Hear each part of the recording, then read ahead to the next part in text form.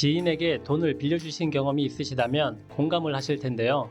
돈을 빌려주기 전까지는 온갖 좋은 말로 비위를 맞추다가 돈을 빌려준 뒤 갚을 때가 되면 태도가 갑자기 변하는 사람이 있죠. 인테리어 공사를 할 때도 마찬가지입니다. 계약 전에는 소비자가 갑이고 업체가 을이지만 계약 후 공사가 들어가면 갑과 을이 바뀌는 경우가 있죠. 공사를 할 때는 시공업체만 잘 선택해도 90%는 성공한 거라 보시면 되는데요. 이번 영상에서는 데크 설치 계획이 있으신 분들을 위해 믿을 만한 업체는 어떻게 선정해야 하는지 방법을 알려드리겠습니다. 데크 설치 작업은 큰 공사이기 때문에 믿고 맡길 수 있는 업체를 선택하는 것이 중요한데요.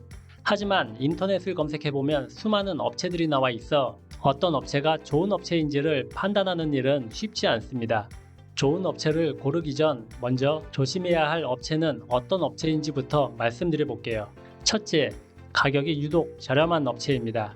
데크는 하자의 80% 이상이 잘못된 기초작업에서 발생한다고 할 수 있을 만큼 기초작업은 정말 중요한데요. 데크 설치 작업을 마치고 나면 겉에서는 기초를 볼 수 없기 때문에 부실하게 공사를 한다 해도 일반인 분들은 잘 알 수가 없습니다. 시공 가격이 유독 저렴하다면 가격을 맞추기 위해 편법을 사용할 수도 있는데요.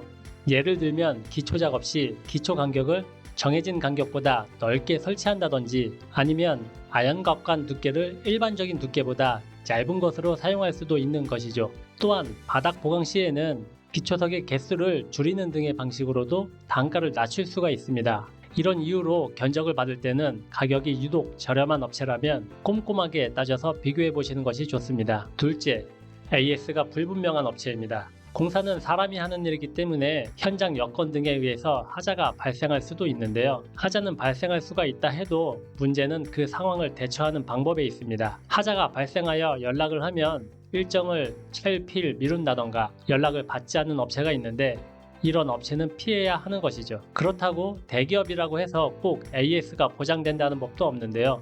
대기업들은 공사가 상당히 많을 뿐더러 대부분의 공사를 하청을 주기 때문에 AS를 요청해도 지연되거나 대처가 잘 되지 않는 현장이 생각보다 많습니다. 카페나 커뮤니티에 가시면 이런 후기들을 많이 보실 수가 있죠. 셋째, 세 번째는 업체는 아니고 주변에서 종종 발생하는 일인데요. 지인 또는 동네에서 일 잘하신다는 분에게 작업을 맡기는 것입니다.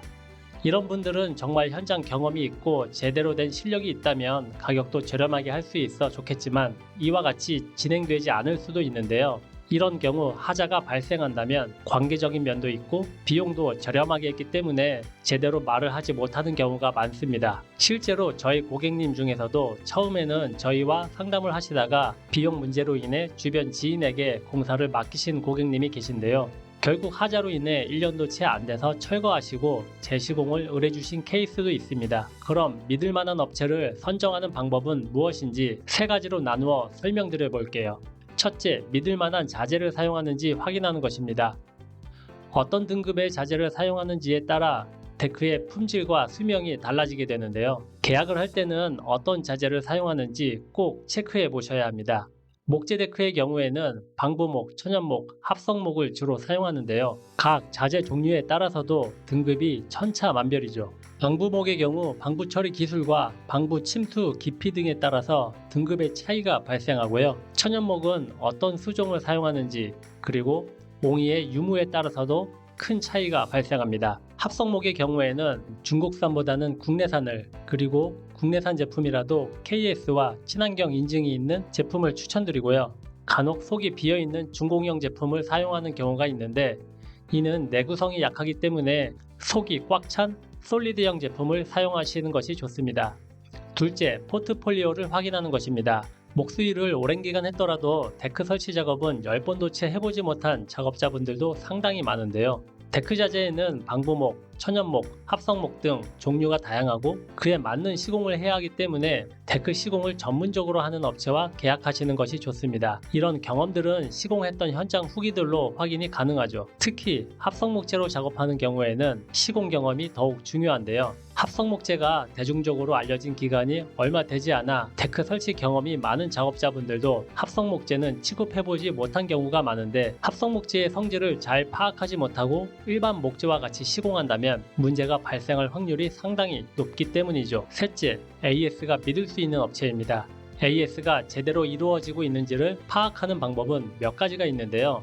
먼저 사업자 등록증을 보면 개업 연도가 나오는데 설립된 지 오래되었는지를 확인해 보는 것입니다. 아무래도 오래된 업체일수록 안정되게 운영되고 있을 확률이 높기 때문이죠. 다음은 가격이 너무 저렴한 업체는 피하는 것이 좋습니다. 시공 견적을 위해서는 몇 군데 업체에 견적을 받으실 텐데요. 이때 유독 가격이 저렴하다면 꼼꼼하게 확인해 보시는 것이 좋습니다. 공사를 진행할 때에는 자재비와 인건비 외에 어느 정도의 영업 마진이 있어야 업체도 운영하고 AS도 가능한데요. 이러한 마진 없이 가격이 유독 저렴하다면 AS가 쉽지 않을 수도 있습니다.